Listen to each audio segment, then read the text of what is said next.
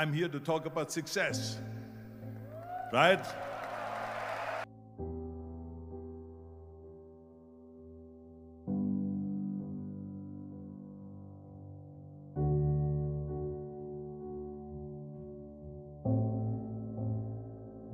The first rule of success is to have a vision. You see, if you don't have a vision of where you go, and if you don't have a goal where you go, you drift around and you never end up anywhere.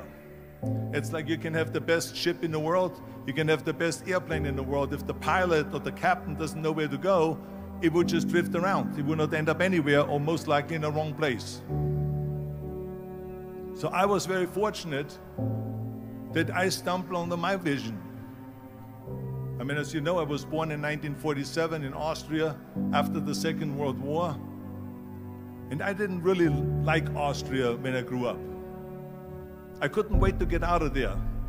I couldn't see myself becoming a farmer or a worker in a factory or anything like that. Even though my parents wanted me to stay there and have a normal life. My father wanted me to become a police officer like he was. My mother wanted me just to stay there and marry a girl with the name of Heidi, hopefully, and have a bunch of kids and run around like the Van Trapp family in The Sound of Music. But that was their vision, not mine. My vision was totally different. I felt that I was born for something special, for something unique, for something big. Do you know how great it felt that I knew where I was going? Imagine the majority of people don't know where they're going. When you have a goal, when you have a vision, everything becomes easy. Because remember that in America, for instance, when you study, you will see the percentage of people that like their jobs. 74% hate their job in America. Now, there is not much different when you come to Europe. The majority of people don't like what they're doing because they're really not doing it because they didn't have a goal and they followed this goal. They just aimlessly drift around, and then all of a sudden there's a job opening, so they get that job because you have to work. But then when you work, it's a chore. It's work. It's not fun. So if you think about, only a quarter of the people really enjoy what they're doing in life. That is unbelievable if you think about it. So I felt so blessed that I knew what I was doing. It's like a medical student that studies and knows he wants to become a doctor. You know where to go. So I knew where to go. So people always ask me, when they saw me in the gym in the pumping iron days, they say, why is it that you're working out so hard? 5 hours a day, 6 hours a day, and you have always a smile on your face. The others are working out just as hard as you do, and they look sour in the face. Why is that? And I told people all the time, I said, because to me, I'm shooting for a goal. In front of me is the Mr. Universe title. So every rep that I do gets me closer to accomplishing that goal, to make this goal, this vision turn into reality. Every single set that I do, every repetition, every weight that I lift will get me a step closer to turn this goal into reality. So I couldn't wait to do another 500-pound squat. I couldn't wait to do another 500-pound bench press. I couldn't wait to do another 2,000 reps of sit-ups. I couldn't wait for the next exercise, for the next half hour of posing and all the kind of things that you have to do to be a champion. And with the age of 20, I went to London and I won the Mr. Universe contest as the youngest Mr. Universe ever. And it was because I had a goal. So let me tell you something, visualizing a goal and going after it makes it fun. You got to have a purpose no matter what you do in life. You got to have a purpose. So that's rule number one, have a vision. Rule number two is, don't listen to the naysayers. Don't listen to the naysayers.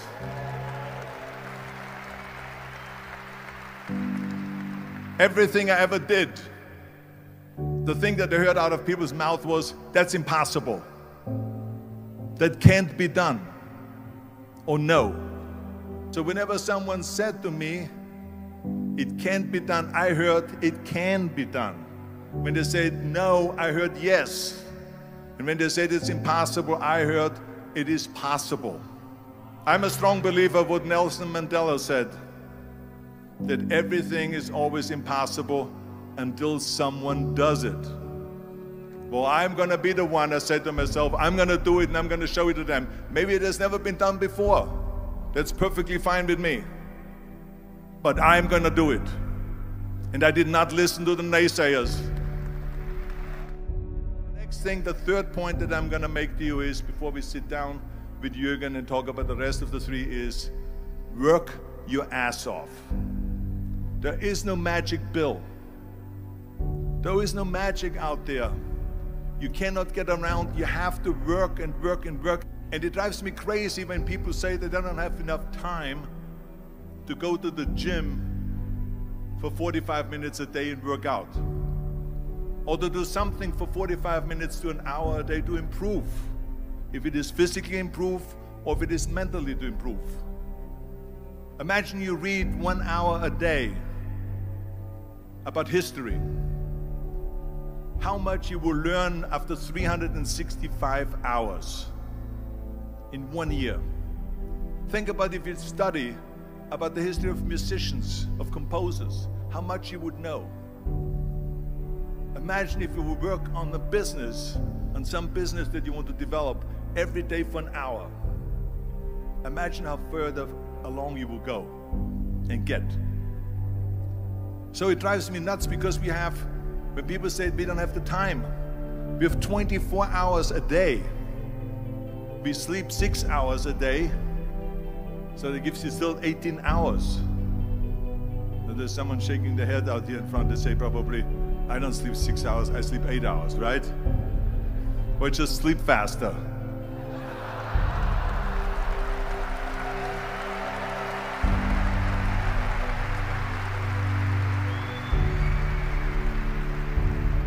So we have 18 hours a day. The average person works around 8 to 10 hours. So let's assume it's 10 hours, so if you have 8 hours left, then you travel around an hour a day, maybe 2 hours a day. So now you have still 6 hours left. So what do you do with these 6 hours? What do you do with these 6 hours? Then we eat a little bit, then we schmooze a little bit, talk a little bit to people and all that stuff. But you can see how much time there is available if you organize your day. So you got to work hard. I mean, let me tell you something. When I went to America, I went to college. I went and worked out 5 hours a day. And I was working on construction. Because in those days in bodybuilding, there was no money. I didn't have the money for food supplements or anything. So I had to go to work. So I worked on construction. I went to college. I worked out in the gym, and at night from 8 o'clock at night to 12 midnight, I went to acting class 4 times a week. So I did all of that. There was not one single minute that I wasted. I became very friendly with Muhammad Ali in the 70s. And Muhammad Ali worked his butt off. And I saw it firsthand. And I remember that there was a sports writer that was there in the gym when he was working out and he was doing sit-ups. And they asked him, how many sit-ups do you do?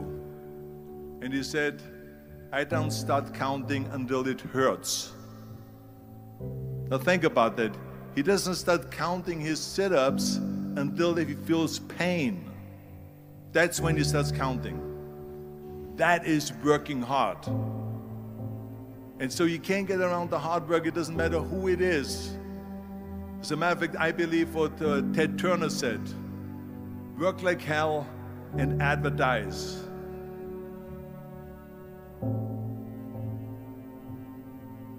You get it? Work like hell, go to bed, and early to rise, work like hell and advertise. So you work your ass off, and then you let the world know about your work. That's what it is all about. Let people know. If you have a company, if you have a movie, if you do a sports, work your ass off, but then advertise and let everyone know. I hate Plan B. And I tell you why. Because we have so many doubters, as I've said earlier, the no-sayers. We have so many of those people that say no, and you can't do it, and it's impossible. That is okay, because we just turn off, as I said earlier, and we listen and we hear the no being a yes. You can't do it, you can do it, and all of that. So that is possible to do that amongst all the negative people around you. But when you start doubting yourself, that's very dangerous. Because now what you're basically saying is that if my plan doesn't work, I have a fallback plan, I have a plan B. And that means that you start thinking about plan B, and every thought that you put into plan B, you're taking away now that thought and that energy from plan A.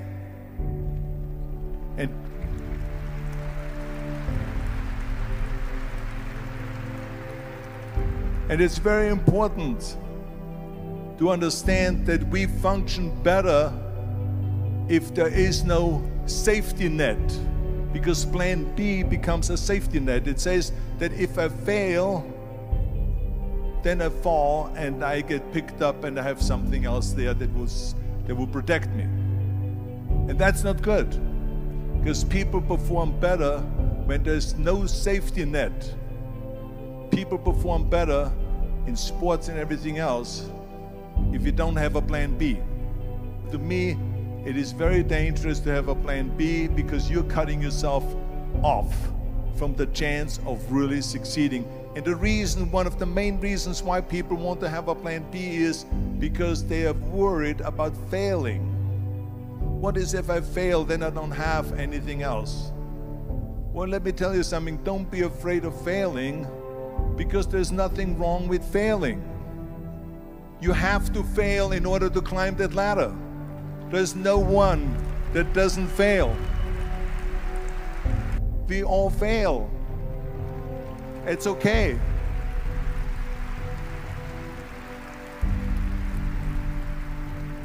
What is not okay is that when you fail, you stay down. Whoever stays down is a loser. And winners will fail and get up, fail and get up, fail and get up. You always get up. That is a winner. That is a winner. Hey, we all lose. We all have losses. This is okay. And this is why I say don't be worried about losing, because when you're afraid of losing, then you get frozen. You get stiff. You're not relaxed. You got to be, in order to perform well in anything, if it's in boxing or if it is on your job or with your thinking, is only happening when you relax. So relax. It's okay to fail. Let's just go all out and give it everything that you got. That's what it is all about. So don't be afraid to fail. This is one of my 6 rules to success. You can only feel complete as a person if you think about what can you do for your fellow member around you that maybe needs help. I felt like that. Everyone has a different motivation why you get into that. I was an immigrant going to America, and I saw how America was the most generous country in the world. I mean, they opened up their arms to me, they helped me, they invited me for Thanksgiving dinner. The people, they brought me, the bodybuilders in the gym brought me plates to my apartment because I had no plates, I had no silverware, I had no bedware, I had no pillows, I had no blanket, I had no TV, I had no radio, I had nothing. They brought it to my apartment. They helped me. And I saw that firsthand, this generosity in America. And I said to myself, as an immigrant that is being embraced with open arms, that I need to go and make sure that I give something back.